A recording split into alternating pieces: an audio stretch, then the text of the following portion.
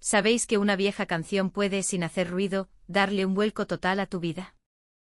Me llamo Elena Smith, tengo 47 años y vivo en Múnich.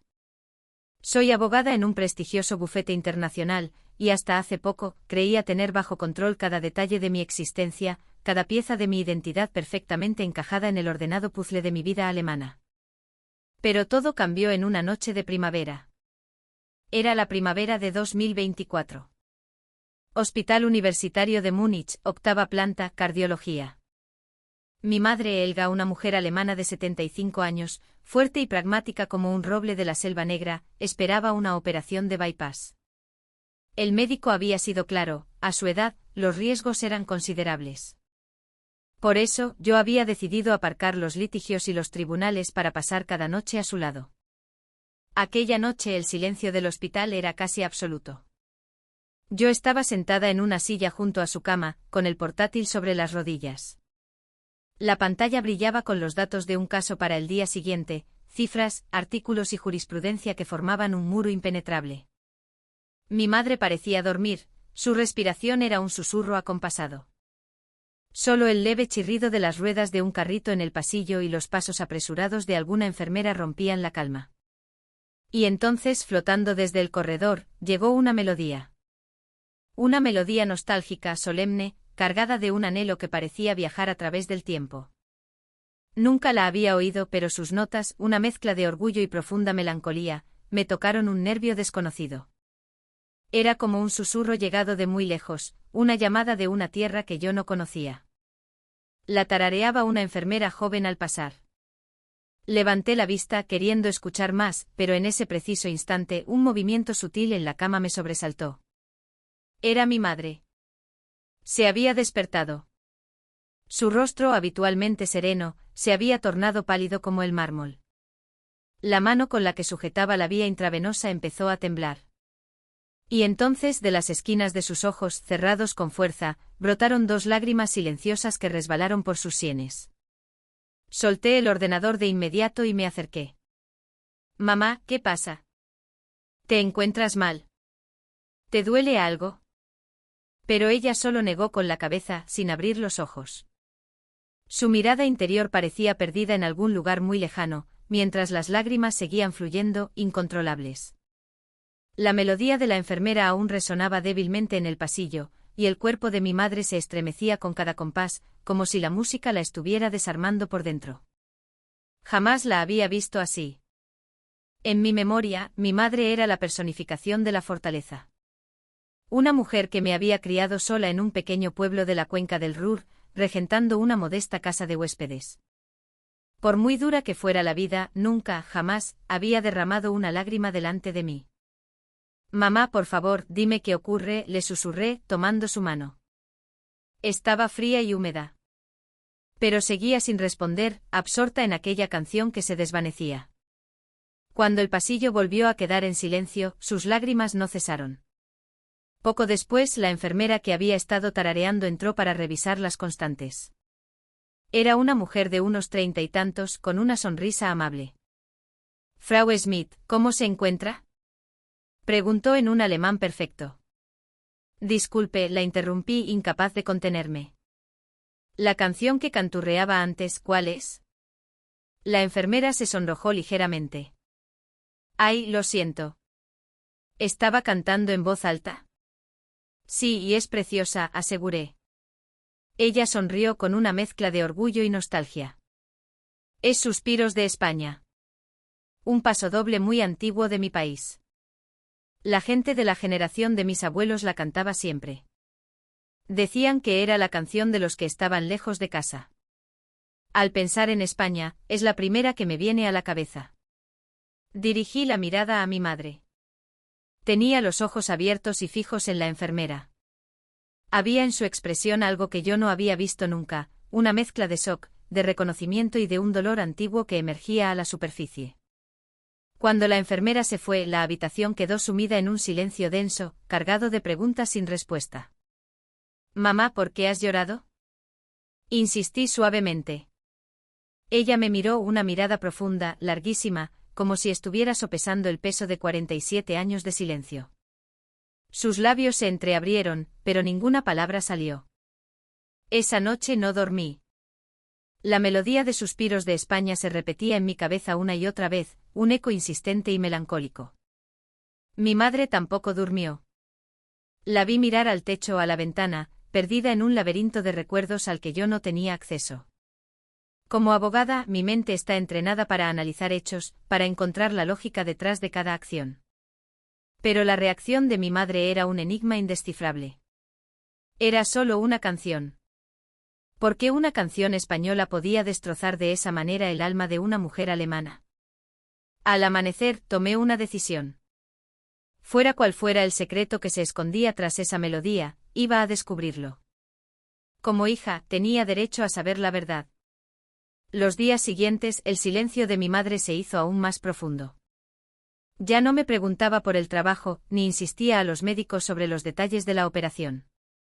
Se pasaba las horas mirando por la ventana, con la mirada perdida en el cielo gris de Múnich. El médico me advirtió de que su estado anímico podía afectar al resultado de la cirugía. En el bufete yo era incapaz de concentrarme.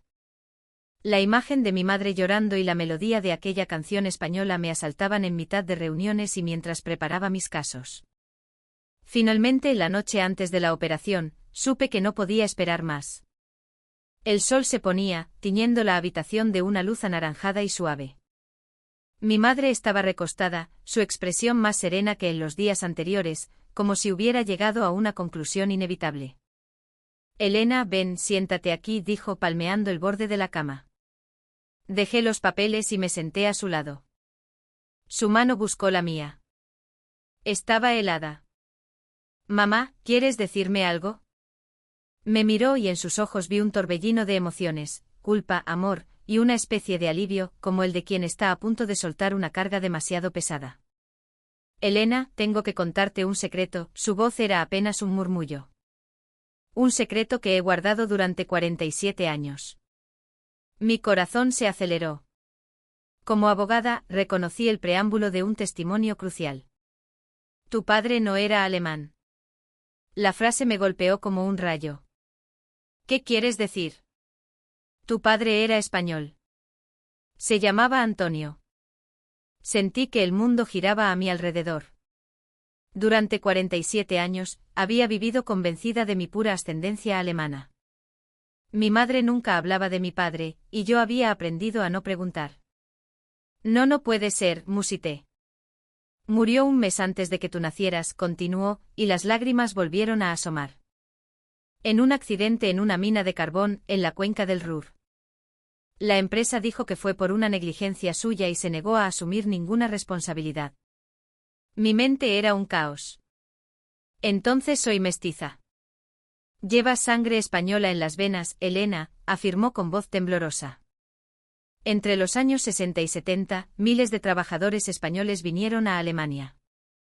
Los llamaban Gastarbeiter, trabajadores invitados. Venían a reconstruir nuestro país, a hacer los trabajos que nadie quería, todo para poder mantener a sus familias en España. Tu padre era uno de ellos. Un hombre de Andalucía. Entonces lo entendí todo. La canción. La reacción de mi madre. Y Suspiros de España era su canción favorita. Mi madre asintió. La cantaba siempre que sentía nostalgia de su tierra. Decía que por muy dura que fuera la vida en la mina, algún día el viento cambiaría y traería buenas noticias. Mis propias lágrimas empezaron a brotar, no de tristeza, sino de puro shock. Toda la percepción de mi identidad, construida a lo largo de 47 años, se había derrumbado en un instante. ¿Por qué no me lo dijiste antes? Le pregunté con la voz quebrada. Apretó mi mano con fuerza. Para protegerte, hija. En aquella época, la sociedad alemana no era amable con los hijos de extranjeros. Y no quería que cargaras con el dolor de su pérdida. Murió de una forma tan injusta, temía que saberlo te hiciera más daño. Esa empresa, la mina del Ruhr, ¿todavía existe? El tono de mi madre se endureció. Sí, Ruhr Kohle AG. Ocultaron la verdad. Dijeron que tu padre cometió un error, pero yo sé que no fue así. Mi instinto de abogada se activó. ¿Hay pruebas? Ella negó con la cabeza. La empresa era demasiado poderosa. Y sus compañeros, los otros españoles, tenían miedo de perder el trabajo. Nadie se atrevió a testificar. Yo era solo una joven alemana enamorada de un extranjero. Nadie me habría creído. Esa noche hablamos durante horas. Me contó cómo era Antonio, un hombre bueno, generoso, que siempre ayudaba a los trabajadores más jóvenes. Le enseñaba a ella a cocinar tortilla de patatas y le hablaba de los pueblos blancos de Andalucía, de su sueño de ahorrar suficiente dinero para volver a España y llevarnos con él. Un sueño que se truncó en el fondo de una mina. Mamá, quiero que se haga justicia. Me miró, sus ojos llenos de preocupación. Elena, de eso hace más de 40 años. La justicia no prescribe, afirmé con una convicción que nacía de lo más profundo de mi ser. No puedo permitir que el nombre de mi padre quede manchado para siempre. Mi madre guardó silencio un largo rato. Finalmente asintió. Si es lo que has decidido, te apoyo. Aquella noche, mientras mi madre dormía por fin, sedada antes de la operación, la melodía de Suspiros de España volvió a mi mente. Ahora entendía su significado. No era solo una canción. Era el anhelo de mi padre por su hogar, su esperanza en el futuro y, para mí, el punto de partida de mi propia historia. Al día siguiente, mientras esperaba fuera del quirófano, hice una promesa silenciosa. Papá, voy a limpiar tu nombre. Haré que el mundo conozca tu historia. Haré que tus suspiros se oigan de nuevo. La operación de mi madre fue un éxito, pero la recuperación fue más lenta de lo esperado. Aproveché esos días de convalecencia para iniciar mi investigación, aplicando la metodología rigurosa que me había convertido en una abogada de éxito. El primer paso fue buscar los registros oficiales. Solicité al Archivo Regional del Ruhr acceso a los informes de accidentes laborales de 1977. La funcionaria que me atendió, una mujer de mediana edad con gafas gruesas, fue tajante. Lo siento, según la Ley de Protección de Datos, esos archivos son confidenciales. Mostré mi carné del Colegio de Abogados. Soy abogada. Antonio García era mi padre. Aún así, el plazo de conservación de esos documentos ha expirado, respondió con frialdad. La mayoría ya han sido destruidos. El siguiente paso fue la sede central de Ruhr Kohle AG. Era un imponente edificio de cristal y acero, un símbolo del poder corporativo que poco tenía que ver con el polvo y el carbón. La recepcionista fue muy amable, pero su respuesta fue la misma. Lamentablemente, los registros de empleados de 1977 ya no existen. Nuestra política es conservarlos solo durante 30 años. ¿Y el informe del accidente? Los informes de accidentes son documentos internos y no se facilitan al público, dijo con una sonrisa que era a la vez cortés y hermética. Pasé una noche entera redactando una solicitud formal de información a los tribunales, citando todas las leyes imaginables sobre el derecho a la información y la transparencia empresarial. 3 semanas después llegó la respuesta, un fajo de papeles con sellos oficiales. Todas mis peticiones habían sido denegadas. La solicitud no se ajusta a la normativa vigente. Los datos han superado el plazo legal de conservación. No procede por protección de secretos comerciales de la empresa. Cada documento era un ladrillo más en el muro de silencio que me separaba de la verdad. Intenté contactar con antiguos mineros alemanes que hubieran trabajado en aquella época. Encontré a varios en un centro para jubilados. ¿Los españoles? Claro que los recuerdo, dijo un anciano de pelo blanco. Eran muy trabajadores. Los mejores. Recuerda a un tal Antonio García. Tuvo un accidente en el 77. La expresión del hombre cambió al instante. Se volvió evasiva. De ese asunto no se habla. La empresa nos prohibió terminantemente mencionar el accidente. El resto de los mineros reaccionaron de forma similar. Recordaban a los españoles, pero un pacto de silencio, forjado por el miedo o la lealtad a la empresa, seguía vigente casi 50 años después. Un mes de investigación y no había conseguido nada. El derecho, la herramienta en la que había basado toda mi vida profesional, se revelaba completamente inútil en el caso de mi padre. Cada puerta que intentaba abrir se cerraba en mis narices. Una noche, sentado en mi despacho con la mesa cubierta de solicitudes rechazadas, miré por la ventana las luces de Múnich. La ciudad brillaba, llena de vida y promesas, pero mi interior era un pozo de oscuridad y frustración. Por primera vez en mi carrera, me sentí completamente impotente. Sonó el teléfono. Era mi madre. ¿Elena, todavía en la oficina? Sí, terminando unas cosas, mentí, no quería preocuparla. ¿Has encontrado algo? ¿Sobre tu padre? Dudé un instante. Mamá, creo que necesitaré más tiempo. Hubo un silencio al otro lado de la línea. Luego su voz sonó suave, casi como una sugerencia tímida.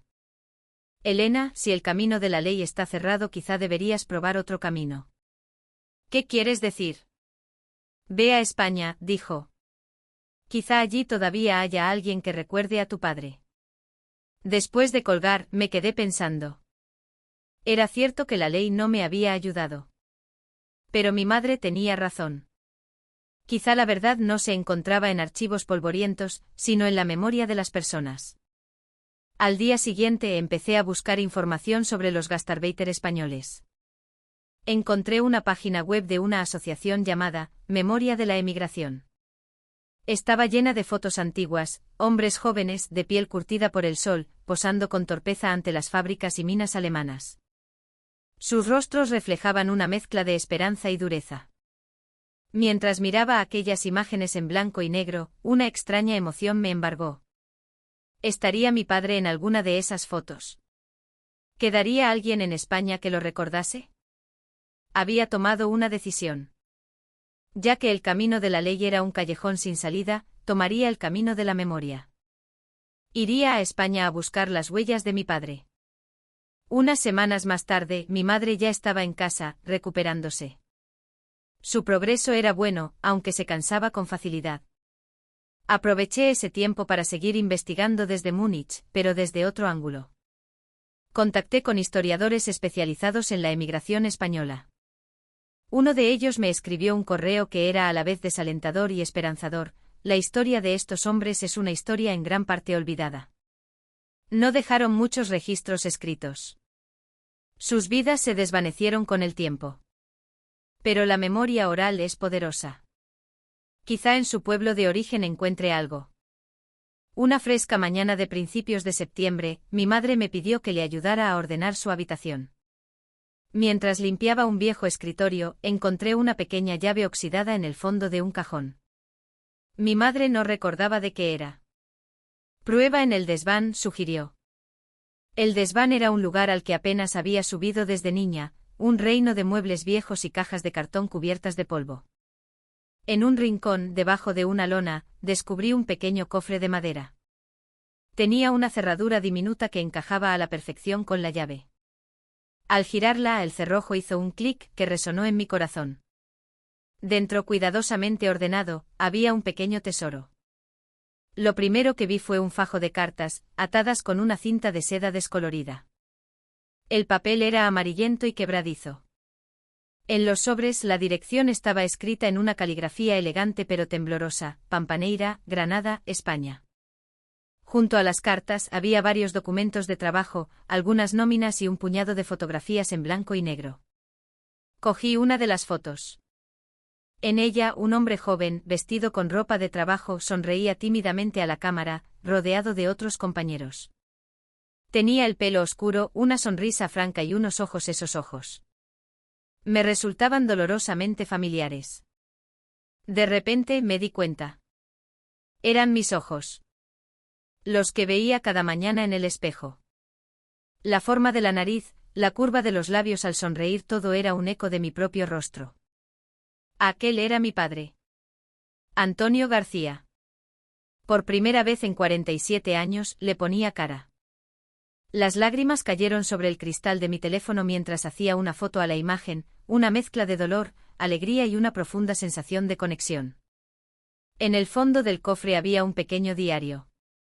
Estaba escrito en una mezcla de español y un alemán rudimentario. La parte en alemán la pude entender, hoy 12 horas en la mina. Pienso mucho en Andalucía. Espero que mi hija nazca sana y poder llevarla a conocer mi tierra. Bajé con el cofre en brazos. Mi madre al verme tuvo una expresión compleja de culpa y liberación. ¿Lo has encontrado?, susurró. Mamá, ¿por qué escondiste todo esto? Quería esperar a que fueras más madura para contártelo, dijo, sentándose en el sofá. Pero el tiempo pasó y cada año que pasaba, se hacía más difícil encontrar las palabras. Le mostré el diario. Papá escribió aquí que quería llevarme a España.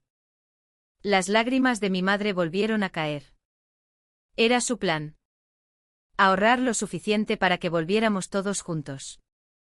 Decía que España era un lugar precioso, lleno de vida y de gente buena. Quería que crecieras allí, que aprendieras a hablar español, que conocieras tus raíces. Miré la foto de mi padre. El impulso que sentí ya no era la fría lógica de una abogada, sino el anhelo irrefrenable de una hija. Mamá, tengo que ir a España. Esta vez no hubo dudas en su voz. Ve, hija. Ve a buscar el lugar que tu padre quería enseñarte. Esa misma noche empecé a preparar el viaje. Ya no iba en busca de pruebas para un caso legal. Iba a conocer a mi padre, a conocer la otra mitad de mí misma. Tenía la sensación de que la verdad no estaba en un tribunal, sino en algún rincón de Andalucía, en la memoria de alguien. Mi padre había escrito que algún día, el viento traería la respuesta. Ahora lo entendía. Tenía que ir a España a buscar ese viento. En octubre de 2024, aterricé en Málaga. El aire cálido y húmedo, cargado del olor a sal y a flores, fue el primer impacto.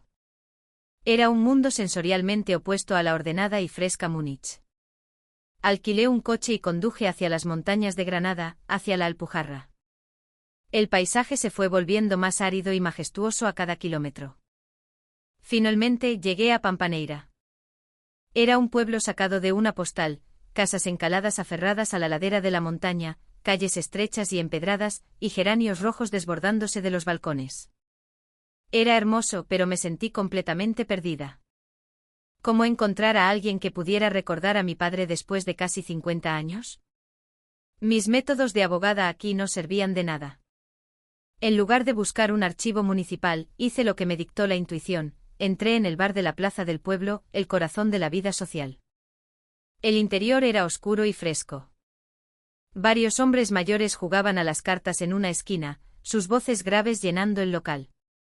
Me acerqué a la barra, donde un hombre de unos 60 años secaba vasos con un paño.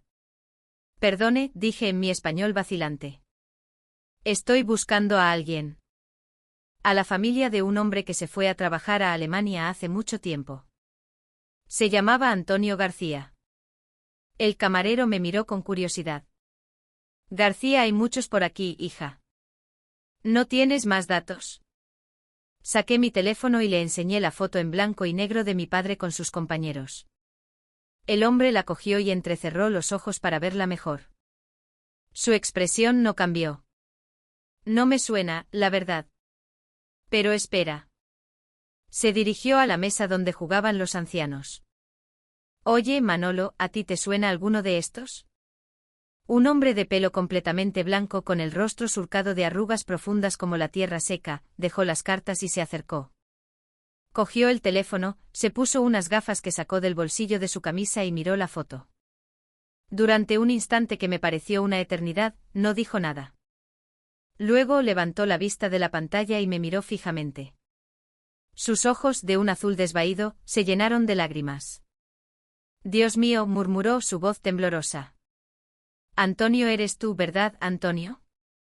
Señaló a mi padre en la foto, y luego volvió a mirarme a mí. Una y otra vez. Los otros hombres del bar se habían callado y nos observaban. No, yo soy Elena. Su hija. El anciano, Manolo, se llevó una mano a la boca, ahogando un sollozo. Se acercó a mí y sus manos temblorosas tomaron las mías. Eres la hija de Antonio, afirmó, más que preguntar. Tienes sus ojos. Tienes los mismos ojos que tu padre. Manolo me llevó a su casa, una pequeña vivienda encalada con una puerta azul. Nos sentamos en un pequeño patio interior, a la sombra de una parra. Durante las siguientes horas, me contó la historia que ni los archivos ni los abogados podían revelar. Me habló de Antonio, el amigo que era como un hermano. Un hombre noble, el alma del grupo de españoles que fueron a Alemania. Me contó cómo en la oscuridad asfixiante de la mina, a cientos de metros bajo tierra, cuando el miedo y el agotamiento amenazaban con vencerlos, Antonio empezaba a cantar. Cantaba viejas coplas y letras de flamenco para levantarles el ánimo. Y siempre terminaba con suspiros de España. Esta es para que no olvidemos de dónde venimos y a dónde vamos a volver, les decía. Luego, con la voz rota por una culpa que había cargado durante casi medio siglo, me habló del accidente. No fue culpa suya, Elena. Te lo juro por mi vida. Fue el equipo. La viga de soporte estaba defectuosa. Llevábamos semanas quejándonos, pero la empresa no quería gastar dinero en cambiarla. Aquel día cedió. Hubo un derrumbe. A mí me hirió en la pierna, pero Antonio se quedó allí. La verdad, cruda y dolorosa, salió a la luz. La empresa, para evitar la responsabilidad, amenazó a los demás trabajadores. O firmaban una declaración en alemán, que apenas entendían, culpando a Antonio de una negligencia, o serían despedidos y deportados. Teníamos miedo, hija, confesó Manolo, llorando abiertamente. Éramos jóvenes, teníamos familias en España que dependían de nuestro sueldo. Firmamos. Traicionamos a nuestro amigo. He vivido con eso cada día de mi vida. Aquella confesión fue una catarsis para él y una revelación para mí. Ya no se trataba de un caso legal. Se trataba de restaurar la dignidad de un hombre bueno, de liberar a su amigo del peso de la culpa y de dar voz a una historia silenciada por el miedo y el poder. Regresé a Alemania sintiendo que mi misión había cambiado. Manolo me había dicho algo antes de despedirme: a tu padre no le gustaría la venganza, Elena. A él le gustaría que se supiera nuestra historia. Que la gente supiera que no éramos solo mano de obra barata, que éramos hombres con sueños, con miedos y con música en el alma. Contacté con Marcus, un viejo amigo de la universidad que ahora era un reputado productor de documentales para la televisión pública alemana. Nos vimos en una cafetería de Múnich y durante 2 horas le conté todo. Desde la canción en el hospital hasta la confesión de Manolo en un pueblo blanco de Andalucía. Le puse una grabación que había hecho con mi móvil, con la voz quebrada de Manolo tarareando suspiros de España. Marcus me escuchó en silencio, fascinado. Cuando terminé, tenía los ojos brillantes. Elena, esto es mucho más que la historia de tu padre, dijo con la voz cargada de emoción. Es la historia de una generación olvidada. La historia de cómo la esperanza puede florecer en la más profunda oscuridad. El público alemán tiene que conocer esto. Tenemos una deuda con esos hombres. El resultado fue un documental que titulamos Suspiros en el Ruhr, la canción de una generación olvidada. Conseguimos financiación y viajamos con un equipo a Pampaneira para grabar el testimonio de Manolo. Delante de la cámara, su relato adquirió una fuerza sobrecogedora. Llevamos a otros antiguos mineros españoles que, envalentonados por el ejemplo de Manolo, también decidieron hablar. La pieza central del documental era Manolo, en su patio, cantando Suspiros de España a capela. Su voz, frágil por la edad, estaba llena de la fuerza de una vida entera de recuerdos. El documental se emitió un sábado por la noche, en horario de máxima audiencia. El éxito fue arrollador. El índice de audiencia fue histórico para un documental. Pero lo más importante fue la reacción del público. Las centralitas de la cadena de televisión se colapsaron. Y las llamadas revelaron algo que no habíamos previsto. Una mujer llamó desde Hamburgo. Mi padre era turco, dijo con la voz entrecortada. También murió en una acería en los años 70. La empresa dijo que fue culpa suya. Otra llamada, de un hombre en Frankfurt. Mi padre vino de Corea del Sur. Murió en la construcción de una autopista. La misma historia. Llamadas de descendientes de italianos, portugueses, griegos, todos compartían la misma herida: un padre muerto en un accidente laboral, una empresa que eludía su responsabilidad y una familia rota que nunca obtuvo justicia. Comprendí que la historia de mi padre no era un caso aislado. Era un patrón. Una injusticia sistémica que había afectado a miles de familias de gastarbeiter. En las semanas siguientes contacté con algunas de esas personas. Nos reunimos en Berlín, 25 hijos e hijas de diferentes nacionalidades, pero unidos por el mismo dolor y la misma sed de verdad. Allí, en una sala alquilada, fundamos una asociación, Hijos de la Memoria. Y me eligieron como portavoz. Organizamos una rueda de prensa. Ante los periodistas conté mi historia, y otros contaron las suyas. No estamos aquí por dinero ni por venganza, declaré, sintiendo la fuerza de todos ellos a mi espalda. Estamos aquí por la verdad. Para que nuestros padres reciban, por fin, la dignidad que se merecen. La noticia explotó en los medios de comunicación alemanes. Las víctimas olvidadas del milagro económico, tituló un importante semanario. La presión pública empezó a crecer. Recibí una carta de un poderoso bufete de abogados representando a Ruhr Kohle AG. Me amenazaban con una demanda millonaria por difamación si no me retractaba. Le enseñé la carta a Marcus. Están asustados, dijo. Eso significa que vamos por el buen camino. ¿Crees que debería parar? Le pregunté. Él me miró fijamente. ¿Crees que tu padre querría que pararas? Recordé a Antonio cantando en la oscuridad para dar esperanza a sus compañeros. Y supe la respuesta. No. No voy a parar.